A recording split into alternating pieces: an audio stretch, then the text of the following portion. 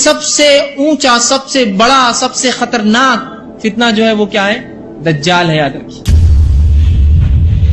تو کیا یہ بات جاننا ضروری نہیں ہمارے اور آپ کے لیے کہ وہ سب سے بڑے فتنے کو ہم جانیں وہ کیا ہے، اس کی حقیقت کو سمجھے، اس سے اپنے آپ کو بچانے کی کوشش کریں؟ اس کے فتنے سے بچنے کا سب سے بڑا طریقہ جو مسند احمد میں اللہ کے رسول کی روایت ہے، عمران بن حسین رضی اللہ عنہ حدیث کے راوی، وہ کہتے ہیں جو دجال کی خبر سنے کبھی بھی اس سے ملنے نہ جائے، سب سے پہلا بچنے کا طریقہ۔ حتیٰ کہ آپ فرماتے ہیں ایک انسان یہ سمجھے گا کہ میں تو ایمان والا ہوں اور میرا ایمان بہت مضبوط ہے، جب دجال سے ملیں گا اس کے فریب میں پھنس جائیں گے۔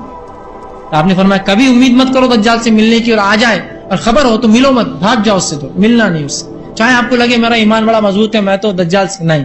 آپ نے فرمایا رسک مت لو، مت ملو اس سے۔ پہلا طریقہ بھاگ جاؤ اس سے، ملو ہی مت اس سے۔ دوسرا طریقہ اللہ تعالیٰ سے مدد طلب کرنا۔ ابو امامہ باہلی رضی اللہ عنہ فرماتے ہیں جو شخص اس کی آگ اور فتنے میں مبتلا ہو جائے وہ اللہ تعالیٰ سے مدد طلب کرے، اللہ سے مدد طلب، اے اللہ ہماری حفاظت فرما اس سے، یہ ہے مدد طلب کرنا، اس کے فتنے سے، اس کے فساد سے، اس کی شعبدے بازیوں سے ہمیں ہماری نسلوں کو اس طرح سے یہ فتنے سے اللہ سے مدد اور دعائیں کرنا۔ تیسرا اللہ کے اسماء و صفات کا علم حاصل کیجیے، اس لیے کہ جب وہ آئیں گا تو دجال اپنے آپ کو رب کہیں گا، جو اللہ کے اسماء و صفات کا علم رکھتا ہوں گا، اس کے نام، اس کی کیریکٹرسٹکس، اللہ کی خصوصیتیں کیا ہے، تو کبھی ایمان نہیں لائے، کہیں گا تو کافر ہے، اس لیے کہ اللہ کانا نہیں ہے، اللہ جو ہے اس طرح سے انسان نہیں ہو سکتا، مجسم نہیں ہے نا سر۔ اللہ کے اسماء و صفات کا علم حاصل کیجیے۔ چوتھی چیز جو ہم کو دجال کے فتنے سے بچا سکتی ہوئی ہے سورہ کہف کی ابتدائی 10 آیتیں تلاوت کرنا۔ ہمیشہ کوشش کیجیے سورہ کہف کی ابتدائی 10 آیتیں یاد بھی کر لیجیے، اس کی تلاوت کیجیے، اس لیے کہ سورہ کہف کے اندر ابتدائی آیتوں میں اللہ نے ان نوجوانوں کا واقعہ بیان کیا جن پر ایک بادشاہ نے ظلم کیا اور اپنے آپ کو رب وہ کیا، انہوں نے اپنا ایمان بچانے کے لیے بھاگ کر غار میں چھپ گئے۔ اس سے انسان کو تقویت ملتی ہے، انسان کو وہ ہوتا ہے، تو اس کے لیے جو ہے ابتدائی 10 آیتوں کی تلاوت کرنا۔ اسی طرح پورے سورہ کہف کی بھی تلاوت کر سکتے ہیں اس کے فتنے سے بچنے کے لیے۔ سورہ کہف اس کا توڑ ہے، حقیر چیز ہے، یاد رکھے، اسے ڈرنا نہیں۔ سورہ کہف کی 10 آیتیں تلاوت کرنا، اور آپ نے فرمایا اس کے اوپر تھوکے جو اس کو دیکھے، اور اس کے سامنے 10 ہے، تھوکنا اس اعتبار سے کہ حقارت سے کہ ہم تیرے شعبدے بازی میں نہیں آئیں گے، تکبر سے نہیں، تکبر سے حقارت سے کہ ہم تیری شعبدے بازی میں نہیں آئیں گے، چاہے تو جو بھی بتا دے ہم کو، دنیا آسمان بارش برسا دے، کچھ کر لے، اور سورہ کہف کی 10 آیتیں پڑھے۔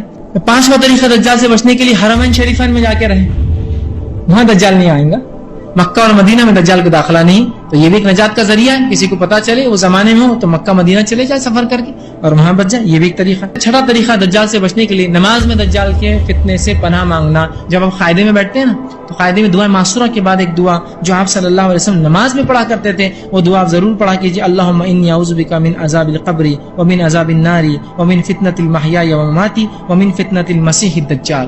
یہ قاعدے میں پڑھنا ہے نماز کے اندر، ٹھیک ہے، تو یہ دعا کر سکتے۔ چھٹا طریقہ بچنے کے لیے۔ اسی طرح جو 7واں طریقہ دجال سے بچنے کے لیے وہ یہ ہے کہ دجال کے بارے میں لوگوں کو آگاہ کیا جائے، اس لیے کہ حدیث میں یہ کہ دجال جب آئیں گا لوگ بھول چکے ہوں گے، تو لوگوں کو یاد دلایا جائے دجال، اس کی حقیقتیں، اس کے فتنے، ہر نبی نے یاد دلایا کوئی معمول، تو اس کے فتنے، اس کی حقیقتوں کو بار بار لوگوں کو یاد دلایا جائے۔ اسی طرح 8واں طریقہ علم شریعت کو حاصل کرنا اور اس کو اپنا اصلاح بنانا دجال کے خلاف۔ جیسا وہ نوجوان جس کو دجال کاٹیں گا، وہ کٹ جائیں گا 2 ٹکڑوں میں، لوگوں سے وہ کہیں گا دیکھو میں رب ہوں تمہارا، اس کو زندہ کروں گا، زندہ کریں گا، کہیں گا کیا مانتا ہے میں تیرا رب ہوں، وہ کہیں گے نہیں اب تو مجھے اور یقین آیا تو دجال ہے۔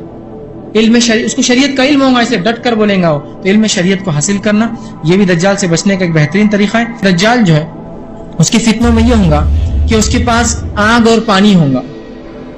دجال کے پاس کیا ہوگا؟ آگ اور پانی، اور صحیح مسلم کی روایت ہے، آپ نے فرمایا اس کے ساتھ جنت اور آگ بھی ہوگی، مطلب وہ جنت اور جہنم ہاتھ میں لے کر چلیں گا، یا 2 دریا ہاتھ میں لے کے چلیں گا ایک روایت میں، یا 2 چیزیں ہاتھ میں لے جائیں گا، ایک آگ اور ایک پانی ہوں گی۔